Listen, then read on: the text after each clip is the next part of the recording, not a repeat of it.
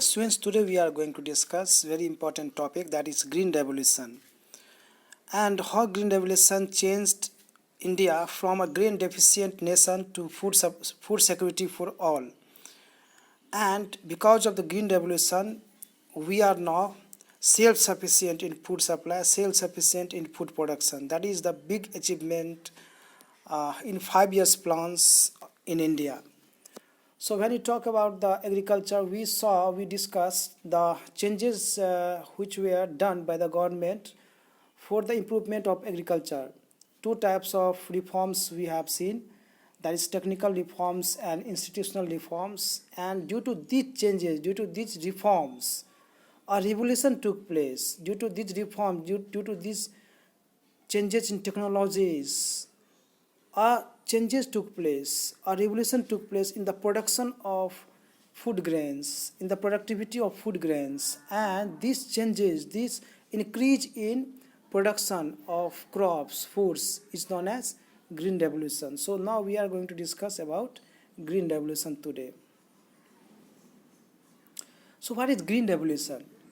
Green revolution refers to the large increase in production of food grains resulting from the use of high-yielding variety seeds, especially for wheat and rice.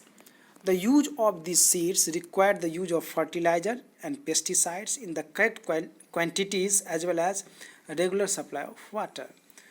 तो जो change हुआ, एक बड़ा change हुआ food production में India में, high yielding variety of seeds use करने से या फिर टेक्नोलॉजीज यूज करने से, फर्टिलाइजर्स, पेस्टिसाइड्स ये सब यूज करने से, वाटर सही मात्रा में यूज करने से, ये सब जो हम लोग जो यूज किया, ये जो हम लोग जो है उसको अप्लाई किए एग्रीकल्चर में, तो उससे क्या हुआ, एग्रीकल्चर प्रोडक्शन जो है बढ़ा, बहुत ज़्यादा बढ़ गया, और इस चीज़ को हम लोग बोलते हैं green revolution. So it started happening in India during the year mid 1960s. In that year, food grain production increased by nearly 25%. तो ये मिड 1960s का मतलब हुआ कि 1960 के और 1970 के बीच का जो ईयर्स जो, यानी कि 1965 के आसपास में, आप इसको 1967 मान सकते हैं, क्योंकि 1967-68 में जो है जो फूड ग्रेन प्रोडक्शन बढ़ा था वो 25% इंक्रीज किया अचानक. Green revolution in India is marked by two phases. Now, when we talk about the green revolution phases, it can be divided into two phases, phase 1 and phase 2. Phase 1 is from mid-60s to mid-70s. Mid-60 means from 1965 to 1975. In the first phase of the green revolution, the use of the HYV seeds was restricted to the more affluent states such as Punjab, Andhra Pradesh and Tamil Nadu. Now, पहला phase और दूसरा phase में जो difference आपको पता करना वो ये है कि फर्स्ट फेज में जो है जो हाई यील्डिंग वैरायटी सीड्स जो है वो यूज किया गया था एफ्लुएंट स्टेट्स में, जैसे पंजाब हो गया, आंध्र प्रदेश हो गया एंड तमिलनाडु हो गया. ठीक है, ये सब के पास इंफ्रास्ट्रक्चर था, इसी के चलते जो यहाँ पे इस चीज़ को लागू किया गया. पंजाब में जो है वेट के लिए जाना जाता है, और ये जो ग्रीन रेवोल्यूशन जो वेट से ही स्टार्ट हुआ, जो high yielding variety of seeds आया था वेट का ही आया था, इसीलिए भी ये भी कारण है कि पंजाब से जो स्टार्ट किया गया. तो पंजाब, आंध्र प्रदेश एंड तमिलनाडु, ये 3 स्टेट जो है वो फेज 1 में बेनिफिट उसको मिला, वहाँ पे जो है इसको अप्लाई किया गया. The use of HYV seeds primarily benefited the wheat growing regions only, जो कि आपको हम पहले बता दें कि वेट ग्रोइंग रीजन जो था, जो पंजाब है, वहाँ पे सबसे पहले जो है फेज 1 में आपको बेनिफिट हुआ. ना फेज 2 जो है वो है mid-70s to mid-80s, यानी कि 1975 से लेकर के 1985 तक.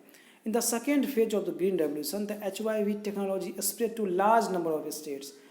और जो सेकेंड फेज में है वो केवल बस यही 3 स्टेट्स नहीं, इसके अलावा जो है बाकी उत्तर प्रदेश, हरियाणा, ये सब स्टेट्स में भी जो है ये पूरा फैल गया. यानी कि फेज 1 में लिमिटेड स्टेट्स पंजाब, आंध्र प्रदेश, तमिलनाडु, और फेज 2 में जो है दूसरा स्टेट्स को भी बेनिफिट जो है मिलने लगा, दूसरा स्टेट्स को भी जो है नया technologies, high yielding variety of seeds जो है मिलने लगा. तो इस चीज़ को आपको याद रखना, phase 1 and phase 2. In phase 2, in this phase more variety of crops benefited. Now phase 1 में केवल वेट का जो है इंसर्शन किया गया, इंट्रोड्यूस किया गया, जो कि आपको इससे पहले पिछला स्लाइड में हम बताए। लेकिन जो फेज 2 है उसमें मोर वेराइटी ऑफ क्रॉप्स को जो है इंट्रोड्यूस किया गया, जैसे कि मेज हो गया, राइस हो गया, बाजरा हो गया, तो ये सब जो है क्रॉप्स को बेनिफिट मिला। ज्वार हो गया। No green revolution is characterized by the following features. No अब ग्रीन रेवोल्यूशन क्या क्या फीचर्स उसको हम लोग देखते हैं। पहला है high increase in crop productivity. Crop productivity जो है वो काफ़ी बढ़ गया, मतलब जितना लैंड था उससे पहले जितना प्रोडक्शन हो रहा था उससे कहीं ज़्यादा प्रोडक्शन होने लगा। The production of wheat increase to 55 million tons in 1990 from just 11 million tons in 1960।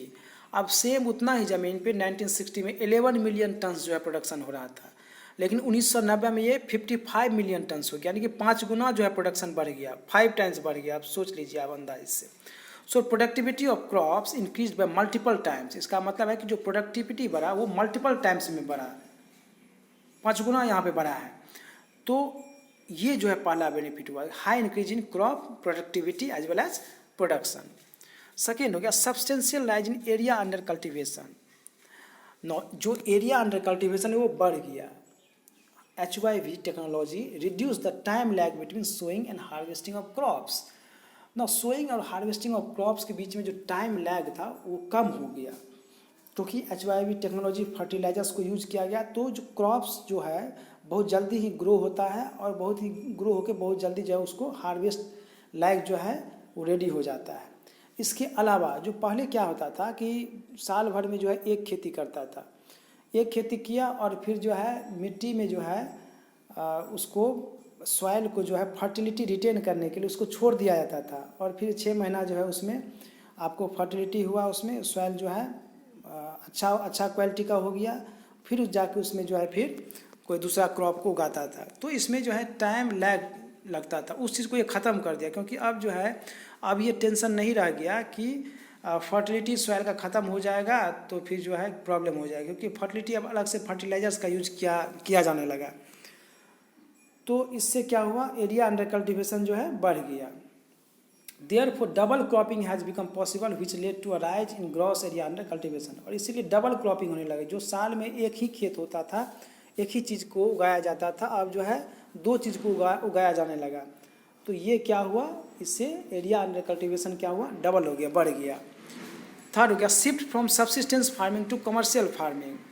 अब मालूम है कि पहले सब्सिस्टेंस फार्मिंग होता था, फार्मर जो है केवल अपना सेल्फ कंजम्पशन के लिए ही जो है फार्मिंग करता था, खेती करता था। लेकिन ग्रीन रेवोल्यूशन इंट्रोड्यूस होने से क्या हुआ, अब जो है ये लुक चेंज हो गया। अब सब्सिस्टेंस फार्मिंग से कमर्शियल फार्मिंग की तरफ जो है फार्मर्स सोचने लगा। So a substantial rise in output has started generating marketable surplus. Farmers gradually shift from subsistence farming to commercial farming. अब जो सडन जो ये राइज हुआ आउटपुट में, तो ये मार्केटेबल सरप्लस जो है जनरेट करने लगा। मार्केटेबल सरप्लस हम उसको बोलते हैं जो फूड प्रोडक्शन होने के बाद उसमें से जो सेल्फ कंजम्पशन के लिए अनाज रखा जाए, क्रॉप्स को रखा जाए, और फिर जो बच जाए मार्केट में बेचने के लिए, उसको हम लोग मार्केटेबल सरप्लस बोलते हैं।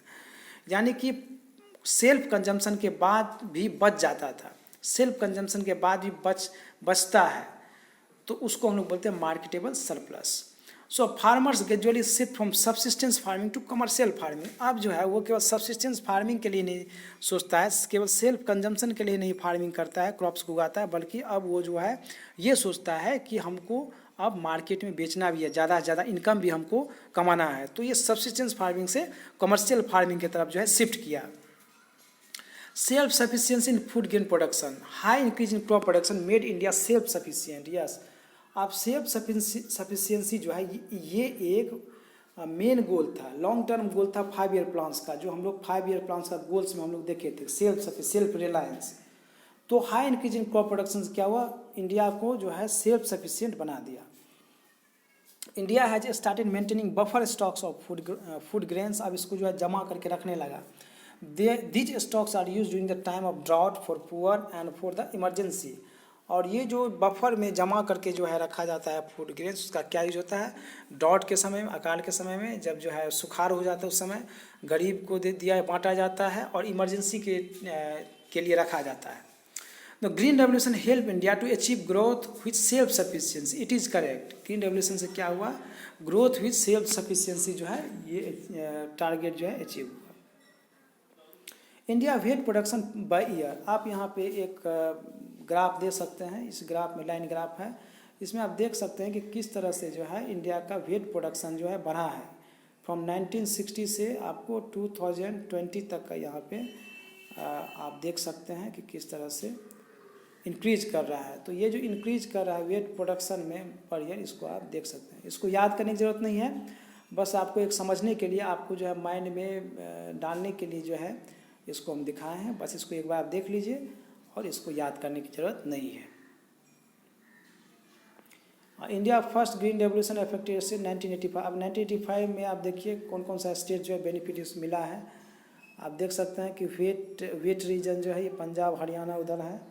उसके अलावा वेट एंड राइस जहाँ दोनों उगाए तो उत्तर प्रदेश हो गया।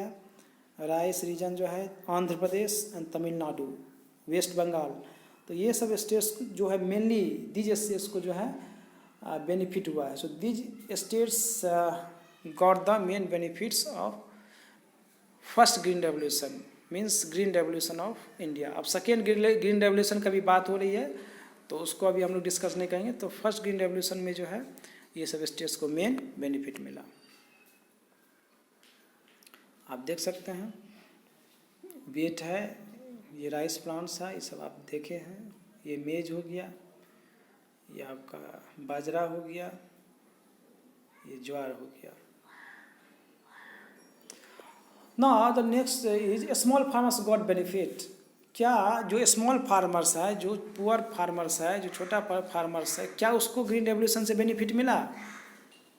इसका आपका क्या आंसर है, क्या ओपिनियन होना चाहिए? आंसर इसका होगा यस, स्मॉल फार्मर्स को भी बेनिफिट हुआ। कैसे बेनिफिट हुआ?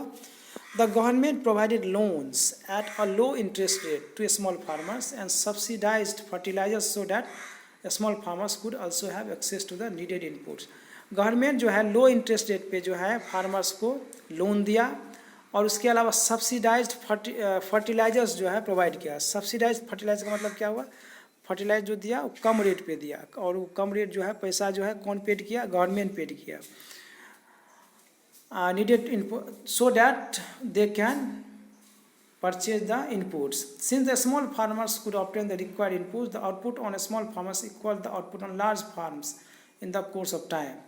और यानी कि स्मॉल फार्मर्स और लार्ज फार्म दोनों को जो है इससे बेनिफिट हुआ। As a result the green revolution benefit the small as well as rich farmers. तो इसका आंसर होगा यस। चूँकि गवर्नमेंट जो है सब्सिडीज दिया फर्टिलाइजर्स पे, और चीप रेट पे जो है लोन प्रोवाइड किया स्मॉल फार्मर्स को, उससे जो है उसको भी बेनिफिट हुआ, और production as well as productivity जो है बढ़ा। So answer is that small farmers as well as rich farmers both got benefit from the green revolution. This is all about today's topic. Thank you.